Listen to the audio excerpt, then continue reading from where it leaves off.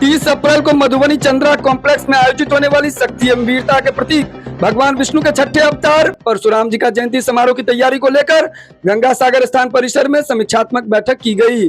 कहा युद्ध स्तर की चल रही तैयारी, कृतित्व एवं व्यक्तित्व पर भी होगी चर्चा। बैठक की अध्यक्षता कर रहे पूर्व मुखिया अरुण कुमार झा ने कहा भगवान परशुराम जन्मोत्सव में जिला भर के विभिन्न क्षेत्रों से लोगों की सहभागिता रहेगी। आगे उन्होंने कहा कि सम्मेलन में भगवान परशुराम के आदर्श को अपनाते हुए समाज की एकजुटता को संकल्प लेते हुए मंच को और अधिक मजबूत करने की रणनीति तय होगी, जिससे दूरगामी परिणाम सामने आएगा।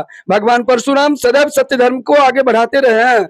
वर्तमान परिप्रेक्ष्य में उनके आदर्श को समाज के लोगों को अपनाने की सख्त जरूरत है। खास मौके पर पूर्व प्रमुख बासोपट्टी राम नरेश ठाकुर उर्फ चंदन ठाकुर, अरुण कुमार झा, महंत रत्नेश्वर दास उर्फ बब्बू सिंह, संजय पांडे, डॉक्टर राम श्रृंगार पांडे, पवन झा, राम कुमार पांडे, काशीकांत ठाकुर, आचार्य राघवेंद्र राघव सहित सैकड़ों कार्यकर्ताओं की उपस्थिति देखी गई। आगामी 30 अप्रैल को चंद्रा कॉम्प्लेक्स में पूरे मधुबनी जिले के सभी परशुराम वंशजों के द्वारा व्यापक कार्यक्रम रखा गया है।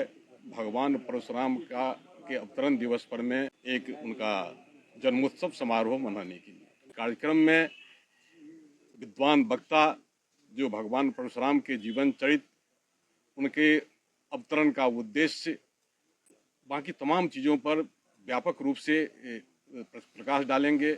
इस समाज का भी एक विराट स्वरूप, भगवान परशुराम के वंशजों का एक विराट स्वरूप उस दिन मधुबनी में देखने को मिलेगा। हम लोग विभिन्न तरह का कार्यक्रम करते हैं और जितने भी समाज के लोग हैं कहीं ना कहीं अपने अपने कुल पूज्य को आगे रख करके विभिन्न तरह का कार्यक्रम करते हैं।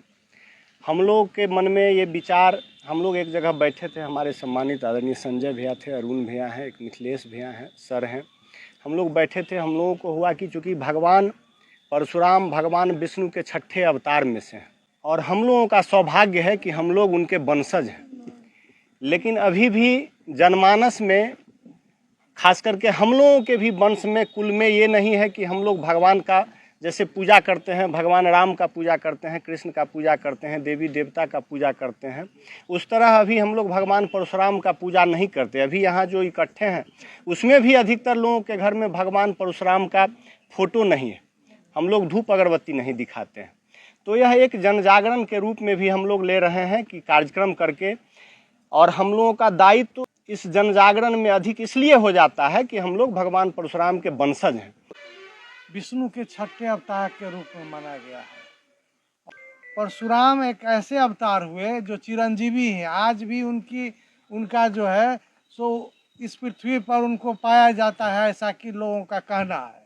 और हम परशुराम वंशज अब आने वाले समय में अगर किसी के घर में अगर कोई फोटो नहीं है तो हम लोग अब इस अभियान में चले हैं कि घर घर परशुराम का फोटो हो, जिसका हम लोग पूजा करें, उनकी मूर्ति हो। और मधुबनी में हम लोग पिछले बैठक में एक विचार किया है कि यहाँ भी एक परशुराम का मंदिर हो, जहाँ हम लोगों को लगे जो हमारे वंशज का यह भगवान है और वहाँ पूजा अर्चना होगा। देखिएगा कि चंद्रा कॉम्प्लेक्स में जो जगह है वह जगह, वहाँ पर एक भी आपको ऐसा नहीं मिलेगा जो वहाँ हॉल तो भर ही जाएगा, हॉल के अलावा जितना ग्राउंड है वो भी भर जाएगा। ये लोगों की जागृति है, ये लोगों की इच्छा है।